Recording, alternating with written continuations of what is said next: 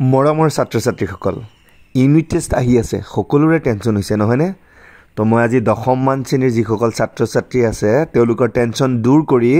তেওঁলোকৰ প্ৰথম ইউনিট টেষ্টটো যাতে খুব ভাল হয় বিজ্ঞানৰ তাৰ মই ব্যৱস্থা কৰি দিছো প্ৰথমতে মই 2023 আৰু 24 চনৰ এখন কোৱেশ্চন পেপাৰৰ মডেল হিচাপে লৈ কেনেদৰে আমি কোৱেশ্চন এনসাৰ কৰিব লাগে কেনেদৰে পঢ়িব লাগে তাৰ আভাস মই সুন্দৰকৈ দাঙি ধৰিম প্ৰথম প্ৰশ্নটো চাও একৰ এট আছে সমতল দাপোনে গঠন কৰা প্ৰতিবিম্ব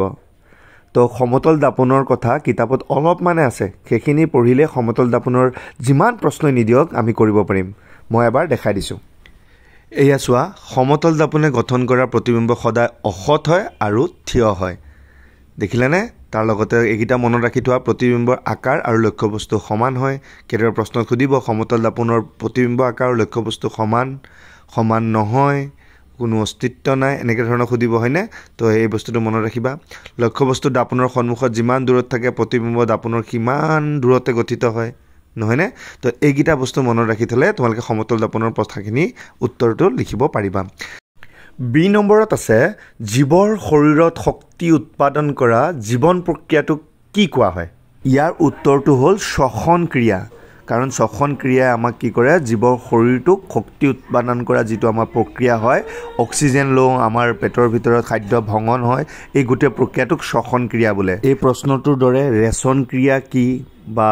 পাচন ক্ৰিয়া কি বা পৰিপুষ্টি কি বা পৰিবহন কি এইকেইটা প্ৰশ্ন তোমালোকক খুদিব পাৰে গতিকে কিতাপৰ এই প্ৰথম এমসিকিউ কিটাতে আছে সেইকেইটা তোমালোকে চাই ললে এই প্ৰশ্নটো উত্তৰ কৰিব পাৰিবা এবাৰ পিছৰ প্ৰশ্নটোলৈ আহো সি নম্বৰত আছে গোলাকাৰ দাপোনৰ নাভি দূৰত্ব আৰু ভাঁজ ব্যাসাৰ্ধৰ মাজৰ সম্পৰ্কটো ইয়াৰ উত্তৰটো হ'ল f = r/2 মানে নাভি ফোকাস দূৰত্ব r মানে ভাঁজ ব্যাসাৰ্ধ বাই 2 একদম ভালকৈ মনত ৰাখিবা দেই এইটো সূত্ৰ এবাৰৰ প্ৰশ্নটো আছে কোনবিধ উপাদানে খালুক সংশ্লেষণত অংশ নলয় তো আমাৰ যিগিটা খালুক সংশ্লেষণ বিক্ৰিয়া ঘটে সেই ঘটুতে কি বস্তু লাগে সেইটো প্ৰশ্ন সুধিছে তো আমাক কাৰ্বন ডাই অক্সাইড লাগে পত্ৰহৰিত লাগে আৰু পানী লাগে অক্সিজেনটো নালাগে খালুক সংশ্লেষণ বিক্ৰিয়া ঘটাৰ পিছতহে অক্সিজেনটো উৎপন্ন হয় গতিকে ইয়াৰ উত্তৰটো হ'ব অক্সিজেন এইবাৰৰ প্ৰশ্নটো হ'ল অবতল দাপোনৰ সন্মুখত কোন স্থানত লক্ষ্যবস্তু ৰাখিলে লক্ষ্যবস্তু সমান আকাৰৰ প্ৰতিবিম্ব পোৱা যায় এই প্ৰশ্নটো উত্তৰ এবাৰ মই আগৰ ভিডিঅটো জনাইছিলো তথাপি আকৌ এবাৰ জনাইছো যে এনেকুৱা কিতাপত চাৰ্ট এখন আছে এই চাৰ্টখনৰ এই বস্তুকিটা মনত ৰাখি ল'ব লাগে আৰু বিশেষকৈ এই প্ৰশ্নটোত আমি এতিয়া এইটো মনত পেলাব লাগিব যে দেখিছেনে প্ৰতিবিম্বৰ আকাৰ একে আকাৰৰ বুলি আছে তো এটা প্ৰতিবিম্বৰ স্থান ক'ত থাকিব লাগিব সিট সি মানে হ'ল ভাঁজ কেন্দ্ৰ লক্ষ্যবস্তু স্থানো আমাৰ সিটে থাকিব লাগিব তো প্ৰশ্নটো দিছে কোন স্থানত লক্ষ্যবস্তু ৰাখিলে লক্ষ্যবস্তু সমান আকাৰৰ হ'ব আমি উত্তৰটো পালো সি স্থানত মানে ভাঁজ কেন্দ্ৰত এবাৰ প্ৰশ্নটো হ'ল তলৰ কোনবিধ জীৱই পৰিপুষ্টি লাভ নকৰে ঠিক আছে আমি জানো চিকৰা ফিটাপলু আৰু যুক্তল পৰপক্ষীয় জীৱ হেতে বেলেগৰ ওপৰত নিৰ্ভৰ কৰি পুষ্টি লাভ কৰে খেলাইটোৱে নকৰে গতিকে আমি খেলাইটো লিখিম ঠিক আছে এইবাৰৰ প্ৰশ্ন হ'ল ডাক্তৰী বিজ্ঞানত দাঁত নিৰীক্ষণ কৰিলে ব্যৱহাৰ কৰা দাপোনখন আৰু ইয়াৰ উত্তৰটো হ'ল অবতল দাপোন ঠিক আছে তো আমি অবতল দাপোনত বস্তুবিলাক কি ডাঙৰকৈ দেখোঁ তো আৰু আহিব পাৰে যে টৰ্চ লাইটত কি দাপোন ব্যৱহাৰ কৰা হয়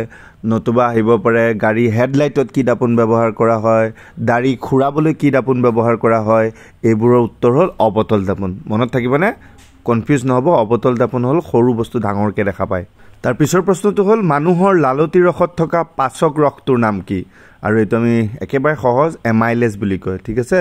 লালতি এমাইলেজ তাৰ পিছৰ প্ৰশ্নটোলৈ যাওঁ মই অলপ ফটাফট যাওঁ নহ'লে ভিডিঅ'টো বহুত দীঘল হৈ যাব এইবাৰৰ প্ৰশ্ন 32 সেণ্টিমিটাৰ ভাঁজ ব্যাসাৰ্ধ গোলাকাৰ দাপোনখনৰ নাভি দূৰত্ব ফোকাস ওলাব লাগে ন আমি এটা সূত্ৰ পাইছোঁ ইয়াত এমসিকিউ আহিছিলে যে ভাঁজ ব্যাসাৰ্ধ আৰু নাভি দূৰত্ব সম্পৰ্ক কি তো আমি জানো f = r/2 r মানে 32 তো 32ক 2ৰে হৰণ কৰি দিলে উত্তৰটো হ'ব 16 ঠিক আছে তাৰ পিছৰ প্ৰশ্নটো হ'ল পাচনৰ ফলত প্ৰটিনৰ অণুৰ পৰা পোৱা সৰল পদাৰ্থটোৰ নাম কি এটো হ'ল এমিনো এসিড এটোৰ লগত সংগতি ৰাখি আৰু প্ৰশ্ন হ'ব পাৰে যে শৰ্কৰাসমূহৰ পৰা কি উৎপন্ন হয় হেতু হ'ব গ্লুকোজ আৰু চৰ্বিসমূহক ফেটি এসিড আৰু গ্লিচাইৰলৈ ৰূপান্তৰিত কৰে ঠিক আছে নে এবাৰ প্ৰশ্নটো জানিবা প্ৰটিন অংশৰ পৰা সৰল এমিনো এসিড তেতিয়া অহাবাৰ আহিব পাৰে শৰ্কৰাসমূহক কোলে হয় গ্লুকোজলে চৰ্বিসমূহ কোলে হয় ফেটি এসিড তো বাৰে বাৰে এটো ৰিভিজন কৰি মনত ৰাখি লবা কেত আছে শূন্যত পোহৰৰ দ্ৰুতি কিমান একদম মনত ৰাখা 3 × 10⁸ মিটাৰ পাৰ ছেকেণ্ড এইটো শুদ্ধ উত্তৰ ঠিক আছে 3 × 10⁸ মিটাৰ পাৰ ছেকেণ্ড এল নম্বৰত আছে ভিলাইবোৰ ক'ত পোৱা যায় তো ভিলাইবোৰ পোৱা যায় ক্ষুদ্ৰান্তৰৰ ভিতৰত কিছুমান আঙুলি সদৃশ প্ৰবৰ্ধক থাকে তাকে ভিলাই বোলে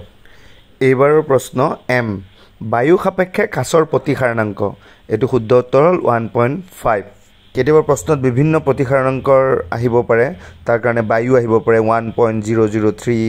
হীৰাৰ আহিব পাৰে 2.42 পানী আহিব পাৰে 1.33 এলকহল আহিব পাৰে 1.36 তো এখন মনত ৰাখিবা কেৰাচিন তেলো আহে কেতিয়াবা 1.44 এইবাৰৰ প্ৰশ্ন হ'ল কোনবিধ প্ৰাণীৰ ক্ষুদ্ৰান্তটো অতি দীঘল তো ইয়াৰ উত্তৰ হ'ব গৰু ছাগলী মুঠতে তৃণভোজী প্ৰাণীৰ ক্ষুদ্ৰান্তটো অতি দীঘল হয় আৰু মাংসভোজী বাঘৰ আটাইতকৈ সৰু হয় ঠিক আছে মনত ৰবনে এইবাৰ পিছৰ প্ৰশ্নটো আহোঁ উত্তল লেন্সৰ সন্মুখত লক্ষ্যবস্তুৰ স্থান যদি 2f থাকে তেন্তে প্ৰতিবিম্বৰ স্থান কি হ'ব কেইটা প্ৰশ্ন উত্তৰ কৰিব লগা হ'লে এই চাৰ্টখন জানিব লাগিব আমাৰ এতিয়া প্ৰশ্নত কি দিছিলে যে লক্ষ্যবস্তুৰ স্থান 2f এত 1 এটা দিছে একো নাই তো ফোকাস বিন্দু যদি দুগুণত থাকে প্ৰতিবিম্বৰ স্থানো ফোকাস বিন্দুৰ দুগুণতে হ'ব 2f তে হ'ব আকাৰটো হ'ব একে আকাৰৰ মানে সমান আকাৰৰ আৰু প্ৰতিবিম্বৰ প্ৰকৃতি হ'ব হত আৰু ওলোটা এইটো প্ৰশ্নই প্ৰায় আহি থাকে আৰু বাকিকিটা অকমান চাই থলে ভাল যদি লক্ষ্যবস্তুৰ স্থান ফোকাসত থাকে বুলি কয় তেতিয়ালে প্ৰতিবিম্বৰ স্থান অসীমত হেতু হত আৰু ওলোটা হ'ব আৰু এটা কন্ডিশনত অহত আৰু থিয় হয় কি হয় ফোকাস এফত যদি থাকে আৰু আলোক কেন্দ্ৰ ওৰ মাজত যদি থাকে হ'ব এটো অলপ ভালদৰে মন দি চালে একিটা প্ৰশ্ন পাৰিবা এইবাৰৰ প্ৰশ্ন কি মাধ্যমত পাকস্থলীৰ ভিতৰত খাদ্যৰ পাচন ঘটে হেতু হ'ল অম্ল মাধ্যমত লেন্সৰ সমতাৰ এছা এককটো কি ডায়প্টাৰ এইবাৰৰ প্ৰশ্নটো হ'ল কুটপদৰ সহায়ত চলন তথা খাদ্য সংগ্ৰহ কৰা প্ৰাণীটো হৈছে এমিবা এইবাৰৰ প্ৰশ্ন লেন্স এখনৰ ফোকাস দৈৰ্ঘ্য যদি 50 সেন্টিমিটাৰ হয় লেন্সখনৰ ক্ষমতা কিমান তো আমি জানো লেন্সখনৰ ক্ষমতা সূত্ৰটো হ'ল p = 1/f এতিয়া এই 50 টোক যদি মই 1 এ হৰণ কৰো তেতিয়া হলে কি হ'ব 0.02 d হ'ব আৰু এই 0.02 d টো ইয়াৰ এটাও নাই মানে 4 নম্বৰটো হ'ব এটাও নহয় এবাৰৰ প্ৰশ্নটো হ'ল জীবদেহৰ পৰা বৰ্জিত পদাৰ্থ নিষ্কাশন কৰা প্ৰক্ৰিয়াটোক কি কোৱা হয়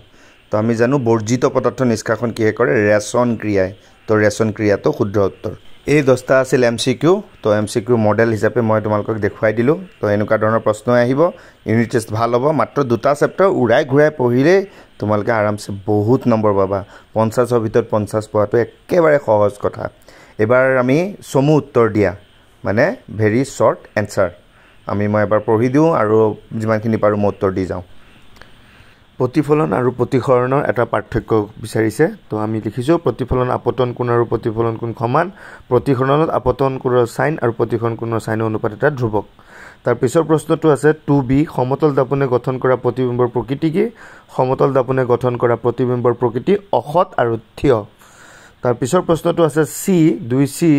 অবতল দাপনৰ সন্মুখত কোন অৱস্থানত লক্ষ্যবস্তু ৰাখিলে প্ৰতিবিম্ব অহত থিয় আৰু পৰিৱৰ্তিত হ'ব p আৰু f ৰ মাজত তাৰ পিছৰ প্ৰশ্নটো আছে 2d এটো অংক 2d সমতল লেন্স এখনৰ ফোকাস দৈৰ্ঘ্য কিমান হ'ব সূত্ৰ জানো f = 1/t 1 ক 2 ৰে এনেকৈ হৰণ কৰিলে 0.5 মিটাৰ